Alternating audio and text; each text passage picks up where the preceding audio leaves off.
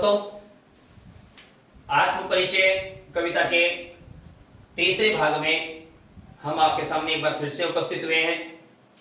देखिए, आत्म परिचय कविता हरिवंश राय बच्चन जी की कविता है और इसके दो भाग हम पहले देख चुके हैं। पहले भाग में हमने हरिवंश राय बच्चन जी का जीवन परिचय, उनका रचना परिचय, उसके बारे में चर्चा करी थी। दूसरे भाग में हमने उसके 3 पद, उनकी चर्चा थी और अब है बाकी के 7 पद। तो ज्यादा समय नहीं लगाते हुए सीधे बिंदु पर आते हैं।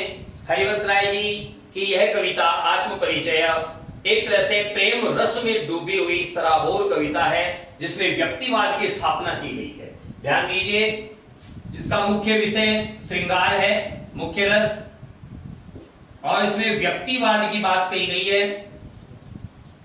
इसमें द्वंद्वात्मक भाव जो है अभिव्यक्त हुआ है।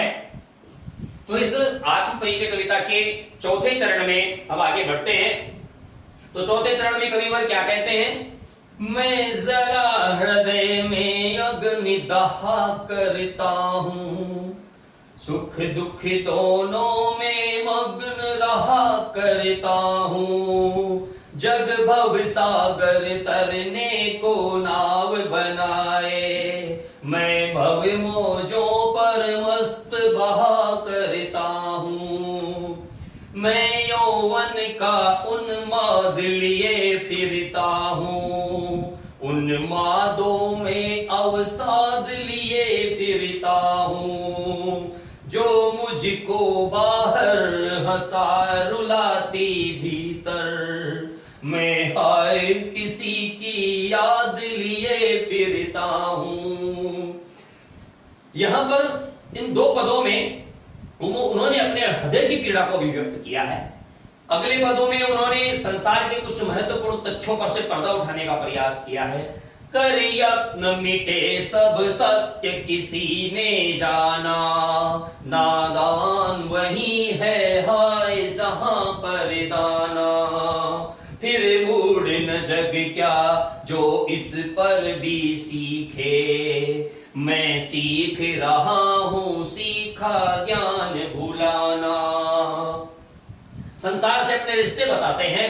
मैं और जग और कहां का नाता, मैं बना बना कितने जग रोज मिटाता, जग जिस पृथ्वी पर जोड़ा करता वैभव, मैं प्रतिपग उसे उस पृथ्वी को ठुकराता।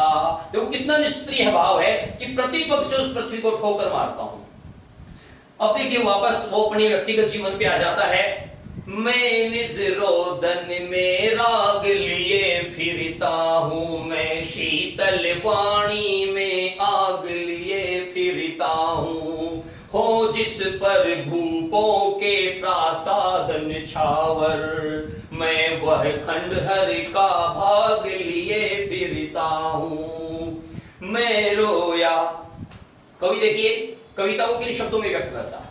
मैं रोया इसको तुम कहते गाना, मैं फूट पड़ा तुम कहते छंद बनाना, क्यों कवि कह कर संसार मुझे अपनाए, मैं दुनिया का हूं एक नया दीवाना।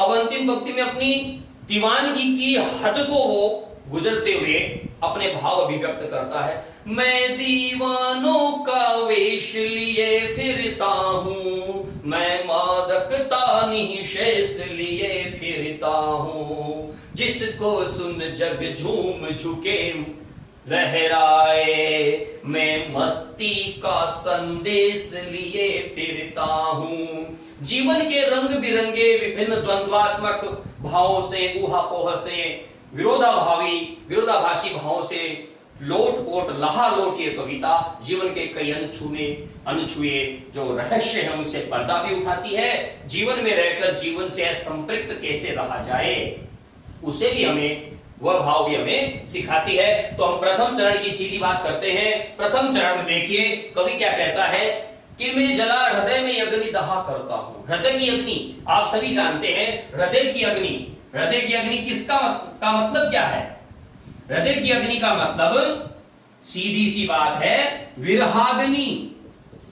कवि को अपने प्रिय का विरह है, कवि को अपने प्रिय का विरह है। कवि किसी से प्रेम करता है जिसका विरह है, उसके विरह की अग्नि उसके हृदय को जलाती रहती है। विरहाग्नि उसके हृदय को जलाती रहती है। सुख दुख दोनों में मग्न रहा करता हूं मैं। सुख हो चाहे दुख हो, दोनों को समान भाव से स्वीकार करके और मस्त भाव से, मगन भाव से अपना जीवन यापन करता हूं। कवि ने यहां पर सुख दुख दोनों को एक समान भाव से स्वीकार करने की शिक्षा में दी है कि ऐसा नहीं हो सुख में बहुत ज्यादा अहंकार हो जाए और दुख में हम टूट जाएं, नहीं, दोनों में मस्त भाव से अपना जीवन बिताएं। जग भव सागर तरने को नाव बनाए। भव सागर क्या है? भव सागर जो है संसार रूपी सागर, इसमें रूपक अलंकार है, यह आप नोट करते जाइए। इसमें रूपक अलंकार है। रूपक एक उपमान में जब अभेदता बता दी जाती है, दोनों को एक बता दिया जाता है। न तो संसार सागर है, न सागर संसार है, लेकिन संसार को सागर बता दिया, इसलिए यहां पर रूपक अलंकार है।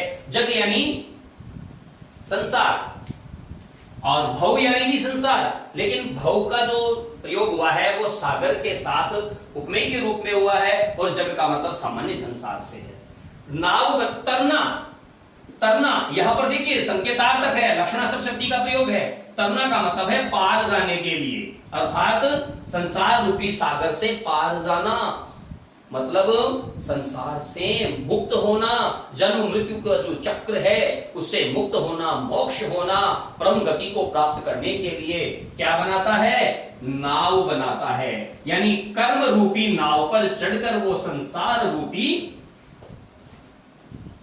सागर को पार करना चाहता है। कौन? जग संसार, अर्थात संसार विभिन्न कर्म रूपी नावों का निर्माण करके संसार रूपी सागर से मुक्त होना चाहता है, जन्म मृत्यु के चक्र से मुक्ति पाना चाहता है। लेकिन कवि क्या कहता है? मैं क्या करता हूं? मैं भव मोजों पर मस्त बहा करता हूं। भव मोज यानी सागर की, संसार रूपी सागर की जो लहरें हैं, उन लहरों पर मैं मस्त भाव से बहता हूं, अर्थात मैं किसी भी प्रकार का प्रपंच नहीं करता, अन्य संसार के लोगों की तरह सांसारिक प्रपंचों में उलझा नहीं रहता। मैं संसार के लहरों पर मस्त भाव से, मगन भाव से, परमार्थ भाव से लहराता रहता हूं, बहता रहता हूं। तो यहां पर भवमोजों में भी रूपक अलंकार है। तो ये पहला पद था जिसमें कवि ने हमें सबसे पहले अपने हृदय की स्थिति का वर्णन किया है कि वह किसी के प्रेम में इतना डूबा हुआ है कि उसका विरह और उस विरह की अग्नि उसके हृदय को पल प्रतिपल जलाती रहती है, वो उसके विरह से दुखी है। फिर भी सुख और दुख दोनों में वो मस्त रहने की शिक्षा हमें देता है। जिस प्रकार संसार के लोग इस संसार रूपी सागर से पार जाने के लिए विभिन्न प्रकार के कर्म रूपी प्रपंच रचते रहते हैं, लेकिन कभी कहता है कि मैं तो मस्त भाव से अपनी आंख को संसार की लहरों पर छोड़ देता हूं, अब वो लहरें मुझे ले जाती है किनारे की ओर। अगली पंक्तियां देखिए, इन्होंने श्रृंगार रस से सराबोर है। मैं यौवन का उन्माद लिए फिरता हूं, उन्मादों में अवसाद लिए फिरता हूं। यहां विरोधाभास है, यहां विरोधाभास है। विरोधाभास कैसे है? विरोधाभास इसलिए है क्योंकि उन्माद और अवसाद संभव नहीं है। उन्माद का मतलब होता है प्रेम का पागलपन, यौवन का पागलपन, एक यौवन की एक उन्मत्त अवस्था, उच्च चरमोत्कर्ष, ऐसी प्रेम भरी अवस्था में अवसाद दुख कैसे? तो यहां पर विरोधाभास है, तो हमें विरोधाभास अलंकार यहां पर करना है। तो यौवन का उन्माद लिए फिरता हूं, अर्थात जिस प्रकार यौवन में मनुष्य अपने हृदय के प्रेम से परिपूर्ण भाव में उन्मत्त हो जाता है, यौवन के नशे में पागल हो जाता है, वैसी स्थिति यहाँ पर कवि की है। जवानी के यौवन के प्रेम के नशे में वह उन्मत्त है, पागल है, और ऐसे पागलपन में भी उसके मन में अवसाद है, दुख है इस बात का कि ऐसे कठिन समय में, ऐसे बड़े समय में उसका प्रिय उसे छोड़कर चला गया है। तो यौवन के उस पागलपन में, प्रेम की उस उत्ताल लहरों में भी वह दुखी है अंदर से, क्योंकि उसे उसके प्रिय ने छोड़ दिया है। ऐसे समय उसकी पत्नी की जो मृत्यु हो गई है, यहाँ पर कवि अप्रत्यक्ष रूप से उसका उल्लेख करके अपने दुख को व्यक्त करता है। जो मुझको बाहर हंसा रुलाती, भीतर में हाय किसी की याद लिए फिरता हूं। कवि यहाँ पर अपनी पहली पत्नी जो है उसकी मृत्यु और उससे उत्पन्न शोक को भी व्यक्त कर रहा है कि जो मुझको बाहर हंसा रुलाते, भीतर में हाय किसी की याद लिए फिरता हूं। जवानी का जो पागलपन है, प्रेम का जो ताल लहरों में जो उसका मन घूम रहा है, जब उसको अपने प्रिय की याद आती है तो याद आते ही उसके चेहरे पे स्मित की, मुस्कान की, एक हंसी की, एक आनंद की लहर उठ जाती है। लेकिन जब उसे उस सत्य का, यथार्थ का पता होता है कि उसका प्रिय अब उसके पास नहीं है, तो उसी क्षण उसके हृदय में, उसका हृदय रोने लगता है, उसका मन भीग जाता है। कवि ने दोनों स्थितियों का बहुत ही सुंदर बिंबात्मक चित्रण यहाँ पर किया है। तो ये अगला था। इसके बाद देखिए, कवि ने यहाँ पर सांसारिक सत्य की चर्चा की है। हमें सबको पता है कि हम किसी भी कार्य को करने के लिए जब एक ही मार्ग चुनते हैं, वहां सफलता नहीं मिलती है, तो हमें मार्ग बदल लेना चाहिए। लक्ष्य नहीं बदलना है, हमें मार्ग बदलना है। लेकिन हम मूर्खों की भांति उसी मार्ग पर चले जा रहे हैं। उसी की ओर व्यंग्य करते हुए कवि देखिए क्या कहता है। कर यत्न मिटे सब सत्य किसी ने जाना। इस दुनिया में आने वाला हर व्यक्ति सत्य को जानने के लिए यत्न करता रहता है, मिटता रहता है, समाप्त होता रहता है, लेकिन वो सत्य को जान नहीं पाता, उस परमार्थ को समझ नहीं पाता, उस परम तत्व तक पहुंच नहीं पाता कि सत्य क्या है, जीवन क्या है, इसकी जटिल जो गुत्थियां हैं वो सुलझा नहीं पाता। क्यों? क्योंकि वो बने बनाए मार्ग पर चलता है, स्वयं का मार्ग निर्मित नहीं करता। नादान वही है हाय जहां पर दाना। ऐसे लोग जो बने बनाए मार्गों पर चलते रहते हैं, सत्य को पाने की चेष्टा में अपना जीवन खपा देते हैं, लेकिन नया मार्ग नहीं चुनते।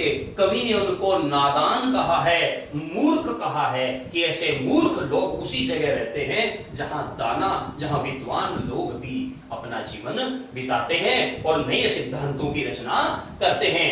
तो साथियों, ये जो दाना शब्द है ये विद्वान का प्रतीक है। इसका अर्थ होता है विद्वान, चतुर, गुणवान। और जो नादान है इसका अर्थ होता है मूर्ख, अज्ञानी, अबोध, नासमझ। फिर मूड न क्या जग इस जो इस पर भी सीखे। इतना होने के बाद भी अगर जग सीख नहीं पाता है, सत्य को पाने का सच्चा मार्ग नहीं पहचान पाता है, तो ऐसे जग को अगर मूर्ख न कहा जाए तो क्या कहा जाए? मैं सीख रहा हूं सीखा ज्ञान भुलाना। वो मूड इसलिए था क्योंकि वो सीखे हुए ज्ञान पर ही चलता जा रहा है, उसी पगडंडी पे चलता जा रहा है, अपना रास्ता अलग नहीं बना रहा, दूसरे रास्ते की ओर विचार नहीं कर रहा, अपने पथ को स्वयं निर्मित नहीं कर रहा। इसलिए कवि कहता है कि मैंने जो सीखा है वो सीखे हुए ज्ञान को भूलकर मैं नवीन ज्ञान की ओर कदम बढ़ा रहा हूं। जो दुनिया के बने बनाए मार्ग हैं, छल, मोह, माया, कपट, प्रपंच, उन सब को त्याग कर, छोड़कर भूलना चाहता हूं मैं और अपना मार्ग स्वयं निर्मित करना चाहता हूं। कवि कहना चाहता है कि हमें अगर सत्य को पाना है तो बने बनाए मार्गों की ओर ताकना छोड़ दो, अपना मार्ग स्वयं चुनो, और जो चुनो, एक चुनो, नेक चुनो। आगे देखिए, अब कवि यहां पर फिर से संसार से विरोध करता है। अंतर्द्वंद्व है उसके मन में, संसार के प्रति विरोधाभास उसके मन में, संसार से वह द्वंद्वात्मक उसका संबंध यहां पर प्रकट होता है। संसार से उसका द्वंद्वात्मक संबंध, पहली पंक्ति में कहा था उसने, मैं जब जीवन का भार लिए फिरता हूं फिर भी जीवन में प्यार लिए फिरता हूं। फिर अब क्या कहता है ये, मैं और जग और कहां का नाता। पहले पाठ में हमने देखा था, पहले वीडियो में, कि एक पंक्ति थी कि दुनिया का तलबगार हूं, दुनिया में हूं, दुनिया का तलबगार हूं, बाजार से गुजरा हूं लेकिन खरीदार नहीं हूं, बाजार से गुजरा हूं लेकिन खरीदार नहीं हूं। मैं दुनिया में रहता हूं लेकिन दुनिया की आदत मुझे नहीं है। मैं और यानी मेरी स्थिति अलग है। ध्यान दीजिए, यहां पर और शब्द का 3 बार प्रयोग हुआ है। मैं और यानी मैं अलग हूं, और तथा दुनिया और दुनिया अलग है। तो इसका मतलब हुआ और शब्द के दो अर्थ हुए, चाहे तो यहां से काउंट करें और चाहे तो यहां से काउंट करें, तो और शब्द के दो अर्थ हुए। ऐसी स्थिति में जब कोई शब्द एक से अधिक अर्थ के रूप में प्रयुक्त होता है आवृत्ति में, तब वहां यमक अलंकार होता है। तो बच्चों यहां पर यमक अलंकार होगा तो मैं और जग और कहां का नाता, मैं और हूं, मैं अलग हूं, जग और जग के रास्ते अलग हैं, हम दोनों का कोई नाता कोई संबंध नहीं है, क्योंकि जग बने बनाए मार्गों पर चलता है, छल प्रपंच में डूबा हुआ है, मैं अपना मार्ग स्वयं चुनता हूं और आनंद में मस्त रहा करता हूं, हमारा कोई संबंध नहीं है। मैं बना बना कितनी जग रोज मिटाता। सच्चा मनुष्य वही है जो सृष्टा हो, जो ब्रह्म हो। वेदों वेद वाक्य हैं कि अहम ब्रह्मास्मि तत्त्वमसि, कि मैं ब्रह्म हूं वो तू ही है, अर्थात सब में ब्रह्म है। लेकिन ब्रह्म का असली कार्य है निर्माण करना, और हम क्या कर रहे हैं, दूसरों के बने बनाए मार्ग पर गति कर रहे हैं। लेकिन कवि कहता है कि मैं ब्रह्म हूं, मैं अपना जग अपना संसार खुद निर्मित करता हूं, रोज निर्मित करता हूं, रोज मिटाता हूं, मैं ही सृष्टा हूं, मैं ही विनष्टा हूं, अर्थात मैं अपनी मर्जी का मालिक खुद हूं। बना बना में पुनरुक्ति प्रकाश अलंकार है, क्योंकि जब किसी अव्यय या क्रियापद की आवृत्ति होती है तब वहां पर पुनरुक्ति प्रकाश अलंकार होता है, या इसको हम सीधी सीधी भाषा में कहें पुनरुक्ति अलंकार भी कह सकते हैं। यहां पर पुनरुक्ति अलंकार है। जग जिस पृथ्वी पर जोड़ा करता, वैभव में प्रतिपग से उस पृथ्वी को ठुकराता।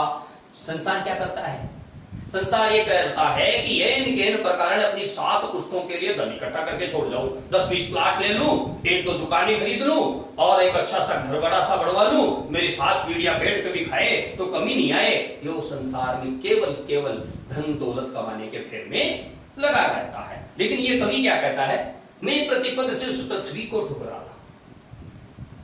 ध्यान दीजिए, वेद वाक्य है अपरिग्रह, आवश्यकता से अधिक संग्रह मत कीजिए। अगर आप ऐसा करते हैं तो आप हिंसक हैं, आप किसी और के अधिकार को का हनन कर रहे हैं। और हनन में हन धातु है, हन धातु का अर्थ होता है हिंसा। तो अपरिग्रह का पालन करते हैं। ये उस संसार को, उस पृथ्वी को हर कदम पे ठोकर मारता है, जो आज की बजाय अपनी आने वाली पीढ़ियों की सोच रही है, और आने वाली पीढ़ियों के लिए अकूत धन दौलत पृथ्वी पर ऐश्वर्य की जो संपत्ति जो है उसका वो संग्रहण करती जा रही है। उस पृथ्वी को ये हर पग से ठुकराता है। कवि यहाँ पर अपरिग्रह का संदेश हमें देता है। अब देखिए, कवि यहाँ दार्शनिक मूड से वापस अपने हृदय की गहराइयों में आ गया है, और उसके हृदय में क्या है, मैं निज रोदन में राग लिए फिरता हूँ, शीतल वाणी में आग लिए फिरता हूँ। देखिए, रोदन में राग संभव नहीं है, या तो आप रोगे या गीत गाओगे। ऐसा थोड़ी होता है कि रोते रोते गीत गाओगे या गीत गाते गाते रोगे, ऐसा तो होता ही नहीं है। हाँ, कुछ बच्चों के रोना बड़ा अजीब होता है, वो रोते भी हैं और गीत भी गाते हैं, पता नहीं किस आवाज में गाते हैं। लेकिन यहां पर देखिए, रोदन में राग, मेरे दुख में रोदन। मनुष्य रोता कब है, जब उसके मन में दुख होगा। वो कहता है कि मेरे दुख में भी राग यानी आनंद है, यानी मैं दुख में भी आनंद का अनुभव करता हूं, दुख को भी उसी भाव से ग्रहण करता हूं जिस भाव से मैं आनंद को ग्रहण करता हूं। कवि यहां पर यूं समझ सकते हैं कि कवि ने यहां पर अपने समदृष्टा होने का परिचय दिया, समान दृष्टि रखने का, सहिष्णु होने का परिचय यहां पर उन्होंने दिया है। इसलिए यहां पर रोदन में राग होने की वजह से विरोध का आभास हो रहा है, इसलिए यहां पर विरोधाभास अलंकार है। जीवन से उसका द्वंद्वात्मक संबंध प्रकट होता है। शीतल वाणी में आग लिए फिरता हूं, संभव ही नहीं है। अगर वाणी शीतल यानी ठंडी है और ठंडी में आग नहीं होती, लेकिन वाणी में हो सकती है। विरोधाभास है। वाणी, आपके शब्द भले ही मीठे हो, मधुर हो, लेकिन उसमें असंतोष की ज्वाला कभी भी भड़क सकती है। आपकी मीठी वाणी भी असंतोष की ऐसी ज्वाला को उत्पन्न कर सकती है जिसकी आप कल्पना नहीं कर सकते। स्मरण कीजिए महात्मा गांधी जी का, कहते हैं कि उनकी बड़ी विनम्रता की आवाज पर भी अंग्रेज पसीने पसीने हो जाया करते थे। तो शीतल वाणी में आग लिए फिरता हूं। मेरी वाणी शीतल है, मधुर है, लेकिन उसमें असंतोष की, उसमें विरोध की ज्वाला है। यहां पर विरोधाभास है। हो जिस पर भूपों के प्रासाद निछावर, मैं वह खंडहर का भाग लिए फिरता हूं। आप जानते हैं ना खंडहर किसे कहते हैं? खंडहर वहां जहां पहले कोई रहता था, अब नहीं रहता। नहीं रहता तो वो उजाड़ हो गया। तो कवि के हृदय में पहले किसी का वास था, जिसकी मृत्यु हो गई है, उसका हृदय खाली हो गया है, हृदय का मकान खंडहर हो गया है, उजाड़ हो गया है। लेकिन उस उजाड़ हृदय को वो बेचता नहीं है, बल्कि उस पर भूपों यानी राजाओं के महल भी न्योछावर करने की क्षमता रखता है, क्योंकि उस उजाड़ महल में उसके प्रिय की यादें समाई हुई है। कवि यहां पर अपने विरह को अभिव्यक्त करते हुए उस विरह की महानता को प्रकट कर रहा है। सेकंड लास्ट देखिए, मैं रोया। देखिए, वियोगी होगा पहला कवि, आह से उपजा होगा गान। ये तो स्वाभाविक सी बात है। कविता कहां से निकलती है? कविता कहां से निकलती है? हृदय की पीड़ा से निकलती है। तो कवि के हृदय में पीड़ा है, उसकी पत्नी, पहली जो पत्नी थी, उसकी मृत्यु हो गई है। कवि प्रिय के वियोग में है और वियोग में वो रोएगा। मैं रोया, तुम इसको तुम कहते हो गाना। मैंने अपने हृदय की पीड़ाओं को रोकर व्यक्त किया, तो उसको दुनिया कहती है कि कवि ने गाना गाया है। मैं फूट पड़ा, अपने हृदय के भावों को मैंने अभिव्यक्त किया, शब्दों के माध्यम से अभिव्यक्त किया। तुम कहते छंद बनाना। दुनिया कहती है कवि तो देखो छंद बना रहा है, कविता गा रहा है। क्यों कवि कहकर संसार मुझे अपनाए। मुझे लोग कवि के रूप में अपनाते हैं, अपनाना चाहते हैं। मैं कवि नहीं हूं, मैं दुनिया का हूं एक नया दीवाना। मैं तो एक दीवाना हूं, दीवानों की मस्ती लिए इस दुनिया में घूमना चाहता हूं। इस दुनिया को दीवानगी का संदेश, मस्ती का संदेश देना चाहता हूं। मैं कवि नहीं हूं। कितना विनम्रता पूर्वक मना किया है इन्होंने। मैं दीवानों का वेश लिए फिरता हूं। कवि मुझे, दुनिया मुझे कवि की जगह दीवाना क्यों नहीं मानती है? मेरा वेश दीवानों जैसा है, मेरा परिवेश दीवानों जैसा है। मैं मादकता निशेष लिए फिरता हूं। एक दीवानगी की जो मस्ती होती है, जो मादकता होती है, निशेष जो कभी समाप्त नहीं होती, ऐसी निशेष मादकता मैं अपने हृदय में लेकर भ्रमण करता हूं। जिसको सुन, ऐसी मादकता, ऐसी मस्ती, जिसको सुनकर ये संसार झूमने लगे, झुक जाए उसके सम्मान में, उस प्रेम के, मस्ती के, मादकता के सम्मान में झुक जाए, लहराने लगे, झूमने लगे, गाने लगे। मैं मस्ती का ऐसा संदेश लिए फिरता हूं। मैं पूरी दुनिया को मस्ती में डुबोना चाहता हूं। मैं उसे सुख दुख से भरे आनंद के सागर में गोते लगाते देखना चाहता हूं।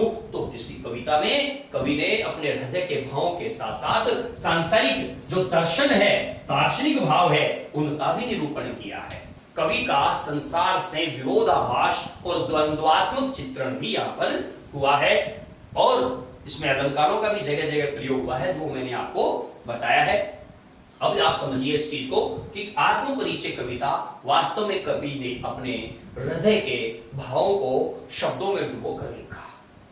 तो छात्रों, बच्चों, आज आत्म परिचय कविता में बस इतना ही। आत्म परिचय कविता बहुत ही सरस सुगेई कविता है, और हरिवंश राय बच्चन जी ने इसमें अपने सारे भावों को उंडेल कर रख दिया है। मैं आपकी अग्रिम सफलताओं की कामना करता हूं। अगले वीडियो में फिर से मिलेंगे, तब तक के लिए नमस्कार, जय हिंद, जय भारत।